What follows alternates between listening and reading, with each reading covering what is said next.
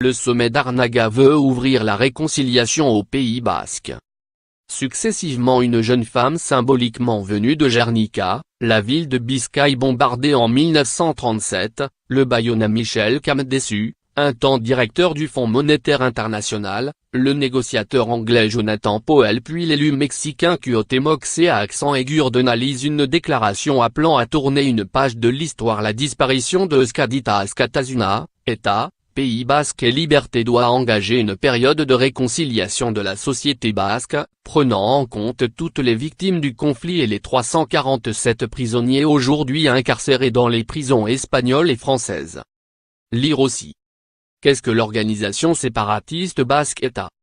Ce sommet international a été mis sur pied par Bake Bida, une organisation pour la paix installée à Bayonne. Le forum social basé au Pays Basque espagnol et les experts du groupe de contact international les avaient rejoints, des sénateurs, députés et maires des Pyrénées-Atlantiques ainsi que des responsables venus de la communauté autonome basque et de la Navarre au sud de la frontière.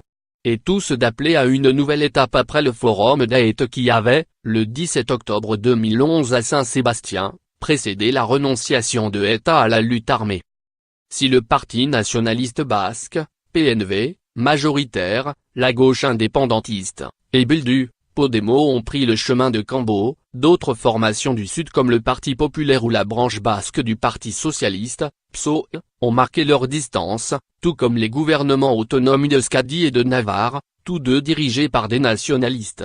Ces derniers estiment incomplètes les déclarations de Eta sur les victimes, et sans autocritique. Ils regrettent que les actes autour de sa dissolution ne se passent pas au sud des Pyrénées, là où les événements les plus tragiques ont eu lieu. Lire aussi. Eta les enjeux de la dissolution de l'organisation expliqués en carte. Venus d'horizons variés, les participants au sommet ont des analyses proches. Ainsi Jean-René Etchegaray, maire UDI de Bayonne et président de la communauté d'agglomération Pays Basque, rappelle que le premier souhait était qu'État arrête la lutte armée et elle a tenu parole, le second que les États interviennent pour aboutir à la paix. À défaut, une dynamique sociale s'est enclenchée qui a abouti le 8 avril 2017 à la remise des armes de Eta, si bien qu'Arnaga est une nouvelle étape du chemin à venir, conclut-il. Une notion reprise par l'Irlandais Gerry Adam, faire la paix est tout un voyage, comme par Brian Curin du groupe de contact. La dissolution est effective, et c'est le fruit du dialogue. Dommage que les gouvernements ne se soient pas associés. Le parcours n'est pas achevé, à nous de jeter des ponts vers les victimes et les prisonniers. Le sénateur Les Républicains des Pyrénées-Atlantiques, Max Brisson, précise la réconciliation en Pays Basque passe par la reconnaissance de toutes les victimes, de toutes les souffrances.